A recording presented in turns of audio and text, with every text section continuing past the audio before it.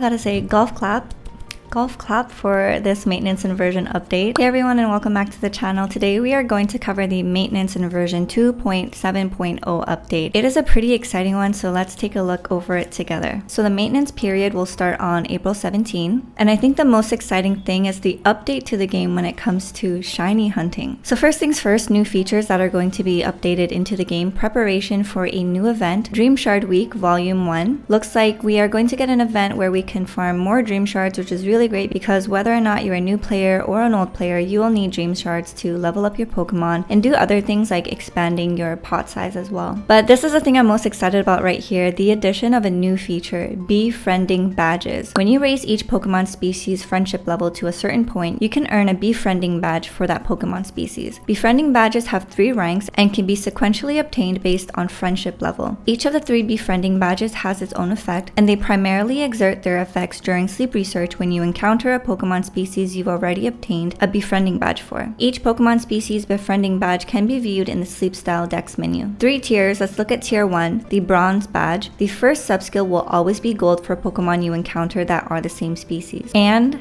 this is the exciting part. You'll have an increased chance to encounter shiny Pokemon whose species you have a bronze badge for. Right now in the game, if you reach friendship level 10 with the Pokemon, every Pokemon you catch after that friendship level of that species will have a gold skill at the subskill level 10 slot. So it looks like they're building upon that, and now they're adding badges, but on top of that you get an additional perk for increased odds at shiny chances. So you know, this might as well just be a shiny charm. Alright, so the silver badge is when it gets super interesting. The Befriending Badge effect that always makes certain subskills gold can now be toggled on or off for each subskill. We will expand on this later because this is really important. The second subskill will always be gold for Pokemon you encounter that are the same species. So that is subskill slot 25. You're also going to get a new profile icon. So for those that like to collect your Pokemon's favorite icons, there's more for you to collect. And if you have a silver badge for a Pokemon species, it'll be easier to encounter a shiny one. So for bronze, it says increased chance. For silver, it says easier. So your odds increase even more. And now let's take a look at the gold badge. The third subskill will always be gold for Pokemon you encounter that are the same species. An exclusive frame will be added to the profile icon that unlocks with the silver badge. And finally, if you have a gold badge for a Pokemon species, it will be even easier for you to encounter a shiny one. So it's only a matter of time before data miners discover what exactly the odds are for the shiny encounters for each of these badges. But I think the great thing they put is in the silver badge, the first point, the Befriending Badge effects that always make certain subskills gold can now be toggled on or off for each subskill. So bronze is level 10, silver is level 25, and gold is subskill level 50. And with the bonus of the silver badge, you'll be able to toggle on or off which subskill you want to be gold. And for new players, you might be thinking, but aren't all gold skills good subskills?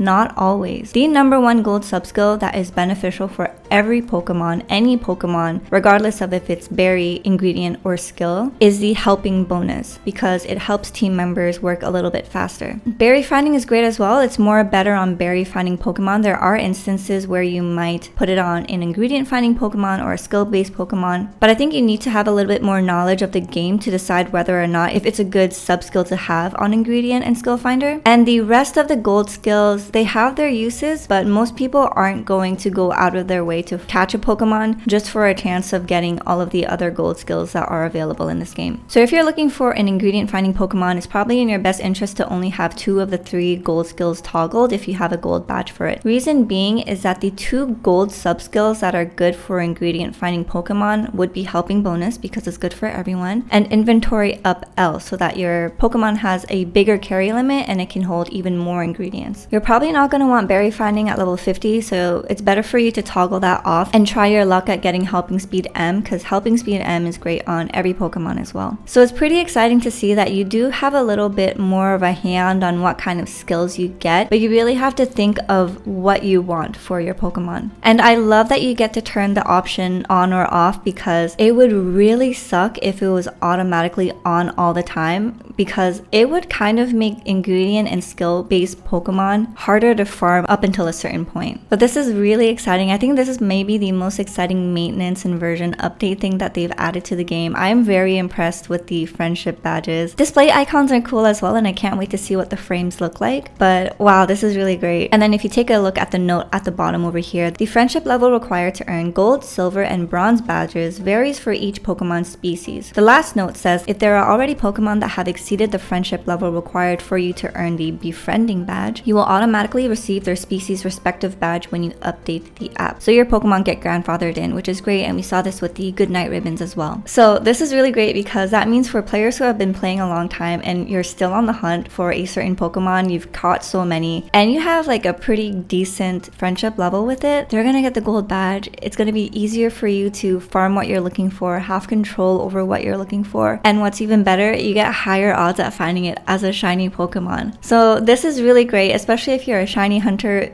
The odds of finding a shiny with good subskills are even slimmer than it is finding a non-shiny Pokemon with a good combination of natures and subskills. So yeah, this is something to be very, very, very excited for. Alright, moving along, another thing that I'm really excited about is the limits that are going to be unlocked. Right now the research rank cap is at level 60, which means that Pokemon can only level up to level 60 as well. And our recipes are also capped at level 60. There are also 2 main skills that are having their max level unlocked, Metronome and Dream Shard Magnet. I still yet to have used a Pokemon on my team that use those 2 skills, so less exciting for me. And the Pokemon box max capacity is also getting an increase of 200. This doesn't excite me as much either because I never really had a problem of reaching max capacity. And now for some balance adjustments. So balance adjustments to certain subskills. So the first subskill to get an adjustment in this note is the Research EXP bonus. So before, the boost of Research EXP gained through sleep research is 6%. After this maintenance, it's being boosted to 9%. I believe they also stack, but I'm not too sure, so someone correct me if I'm wrong. The second subskill is Energy Recovery bonus. So before the change, this subskill multiplies the energy the team recovers from sleep sessions by 1.14. This is a gold subskill that I don't really care for because I always get 100% sleep score for my Snorlax, so my team is usually woken up with 100% energy anyways. It is quite useful now because after the change, the multiplier is still at 1.5, but the max amount of energy that this skill's user can now recover from sleep sessions is increased to 105, meaning that if I had a good night's sleep and my Pokemon has this subskill on it, it has a bonus applied to itself, not to the Pokemon on its team, but to itself, where its energy is not capped at 100, it's now raised to 105, which is quite nice, and I can see how exciting this could be for people who really like to min-max as well, especially now that Darkrai is in the game and its main skill depletes 12 energy every time it's proc, and it could really affect your Pokemon's production. Alright, some other things, usually the quality of life stuff. Addition of scroll bars. On some screens, it will now be possible to manipulate the screen using a scroll bar. That is so great. Now I can directly go where I want to a lot quicker. So these are the applicable screens: the Pokemon box, sleep deck style, ingredient pocket, item pocket, and Pokemon candies. Change to the way items are discarded. The trash icon that was displayed on the items pocket screen will now be displayed on the item detail screen. I don't have a reaction to this because I don't really remember what the item detail screen looks like. Fixes to cooking related bugs. Under certain conditions, when selecting no recipe, it was impossible to cook dishes that had not been created yet. After this bug fix, if the ingredients required for a not yet created dish are selected, cooking that dish will be prioritized. Honestly, I didn't even know that this was a bug to begin with. But moving on, some text adjusted or unified, and other small bug fixes and adjustments. So that was quite the maintenance inversion update. I really cannot wait for the badges to come. This is something that is going to be so exciting and so much better when it comes to catching Pokemon and really having control over what you get. It's still going to be down to luck though, because even though the subskill slot is prioritized for a gold skill, you don't get to choose what gold skill it is, but at least you have more control over it. Especially at level 25 and 50, you can decide whether or not you want those to be toggled on or off, which further customizes the type of gold skills you get for what type of Pokemon you're going for and what specialty that they specialize in. Overall, very amazing. I gotta say, golf clap.